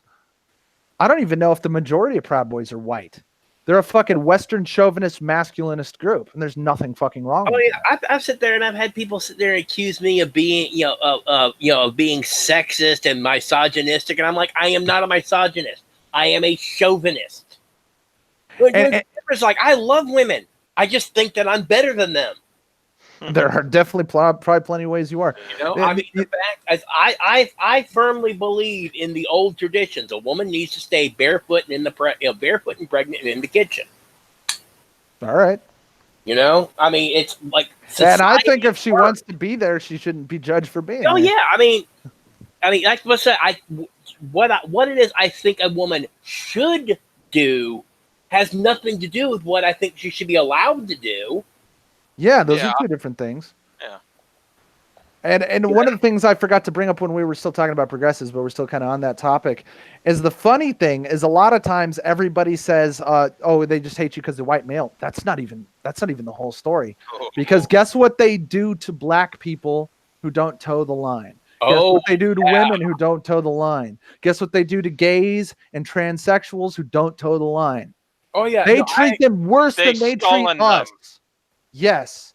They shut them down.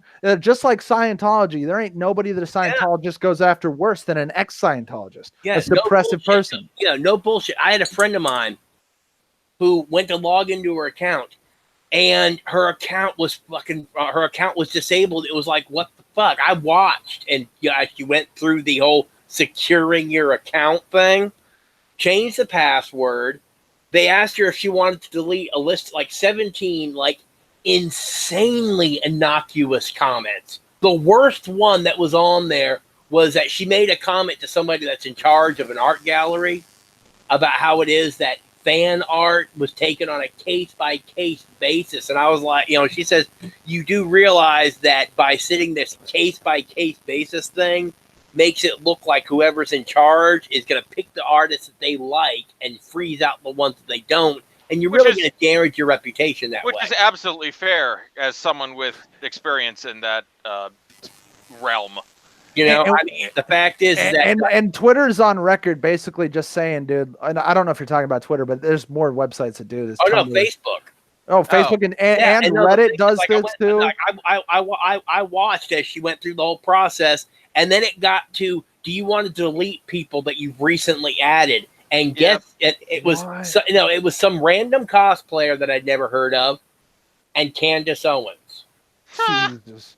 A black woman, imagine that. And you wonder why they call it the plantation, dude. Yep. Because guess what they do to runaway slaves?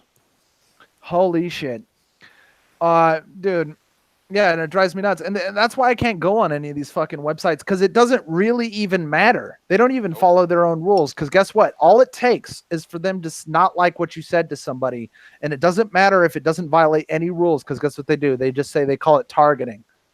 It's their fucking throwaway excuse. She was probably targeting that art director, my dude. She was harassing her. Yeah. I'm sorry. I have to get going. I gotta turn in. I have a busy day tomorrow. All right, man. Great talking with y'all. I gotta head out.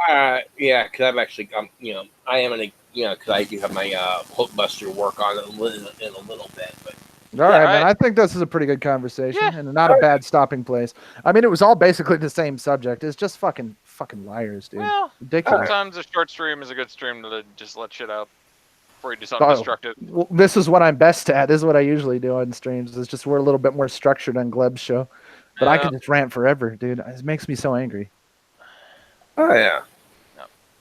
Well, today's show is clearly semi-pointless. No, I think we had one good topic and worked it out for, an hour and a half? How long were we on? Yeah.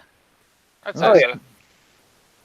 Yeah, see, that actually it does work better. At least an hour, between having less people, but also it's like, I think what we need to do on the mainstream is is cover the topic, and then have less topics.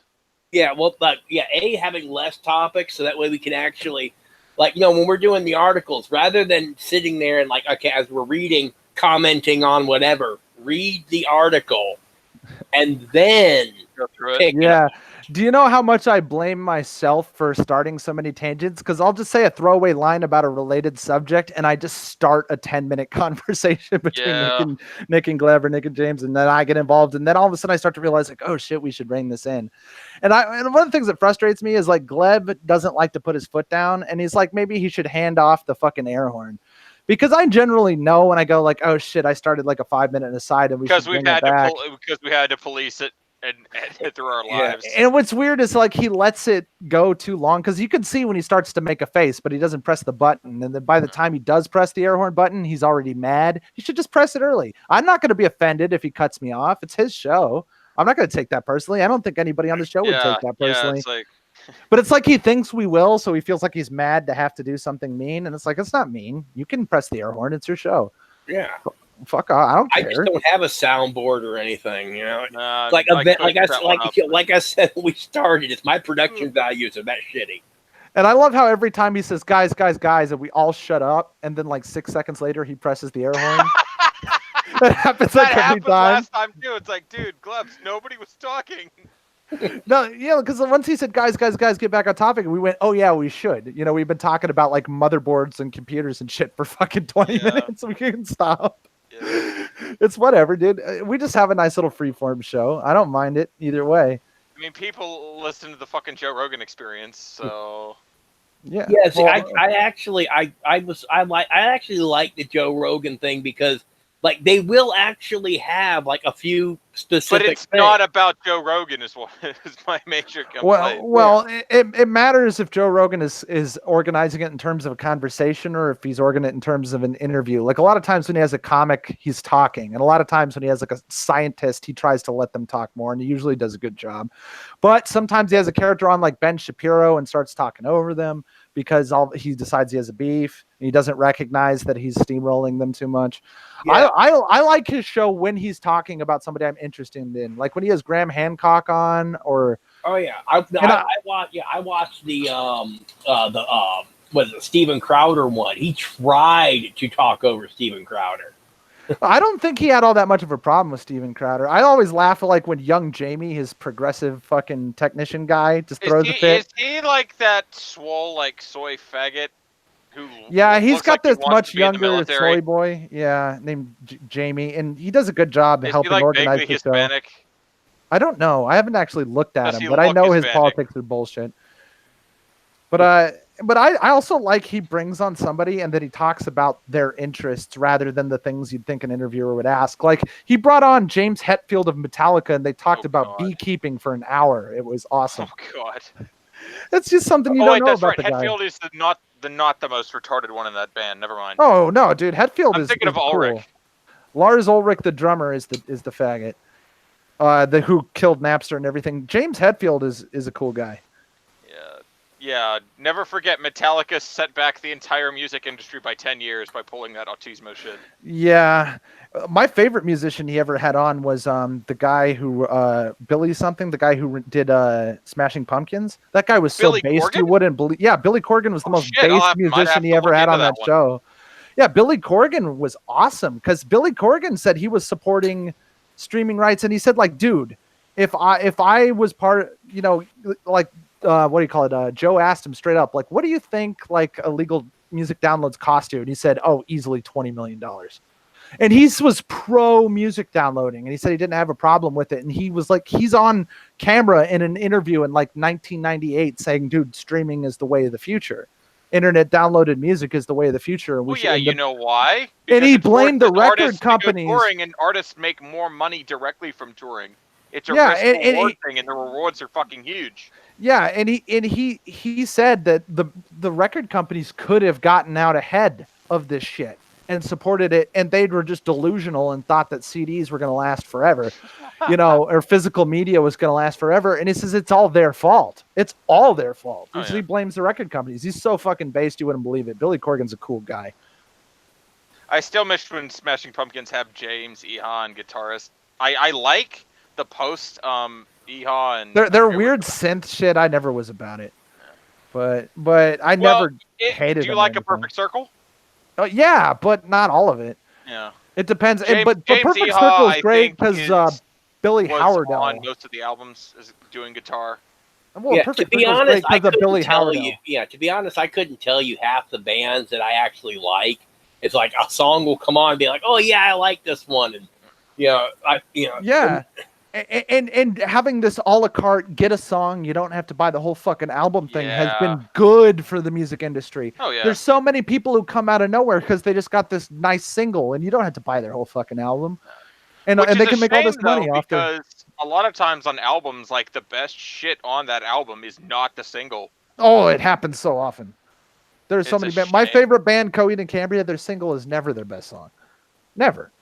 Because they always put out their poppiest, hipsterish song, and then you go and listen to the rest of their shit, and it's like a genre bending mix of prog rock and metal and weird Rush sounding shit, and they play everything. And they'll always put out their love ballads that their girl fans love, and then they'll put out their pop bullshit that their main demographic loves, and then the rest of their album is fucking nerdy ass prog metal, and it's great. I fucking love it. I don't know. The only stuff from Coheed and Cambria I've heard is like anything that you would consider like in the stoner playlist.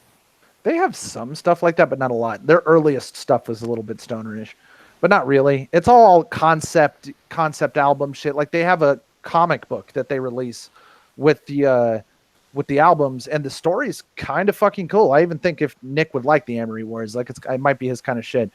But it's weird. It's really weird sci-fi shit, dude. It's fucking neat. Yeah, it's a cool story. I like it, and it's a little bit Mary Sue-ish with some of the characters, but it's not cliche at all. And also, you do not need to understand the story to like the songs, because the songs are really ambiguous, and part of the fun is trying to figure out what part of the story the song describes, so you can digest the media separately. It's great, but most people don't even know what the fuck's going on, and they just listen to their weird poppy shit. Which is absolutely fine. Yeah, but that's the way it is with a lot of people. I'm actually fucking tired. Yeah, man, we can shut down anytime. Yeah, enjoy your Hulkbuster shit. Get some good sleep, Nick. Yep. Oh, yeah. Yeah, I'm doing the Hulkbuster. Right on, man. Look forward to updates. All right. Yeah, right now I'm trying to get it so that way, so it won't sag my shirt anymore. I can wear this. I can wear. Get some bling on it, dude. Oh yeah. Oh no, I'm doing it so that way you won't see, this because it'll be under my shirt. But then I can let me pull that off. So yeah, I've got the backing magnets. Oh, okay, I get it now. Yeah. And have that down inside my shirt, and so that way I can just. Nice. Yeah. I like it. Alrighty. Good night, everybody. All right. Good night. Don't let us string us along. Just leave, Nick. All right. Go away. Fuck off. Fuck it. All right. All right, man. Well, I guess we're killing the show, man. You just kill that like button anytime. All right. Well, kill yourself, audience. Yeah. Yeah. Thank you. It's like, yeah, by the way, this on this particular channel, I have my normal personal blog called It's My YouTube, and I'll blog if I want to. And if you want to sit there and say, well, it's YouTube, you don't blog. I said, it's my YouTube. I will blog if I damn well feel like it. Oh, yeah. That's the best way to run a channel is just do what you want to. Fuck the audience. Well, if the audience comes, they come. Yeah, I'm too lazy to write. That's why I blog using YouTube. Same. And a lot of people do that, so it's whatever. Oh, yeah. Well, anyway, everybody, thank you for paying attention. I actually posted this in the 40K for Assholes group, so. I wish we had talked a little bit about 40K. I've been learning about it from YouTube lore. It's kind of great. Oh, yeah. I mean, it's interesting, but expensive. Oh, there's so much, yeah. All right. Oh, there's the damn stuff. Okay. Yeah, we're still alive.